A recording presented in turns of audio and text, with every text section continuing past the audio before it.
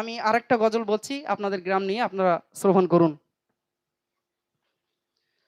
ধন্য হয়েছি আমি ধন্য, দেব গ্রামে আসারি জন্য। ধন্য হয়েছি আমি ধন্য, দেব গ্রামে আসারি জন্য। মন দিয়ে শুনবেন গজলটা।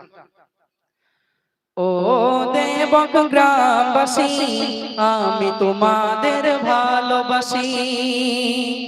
ও দেবক গ্রামবাসী, আমি তোমাদের ভালোবাসি।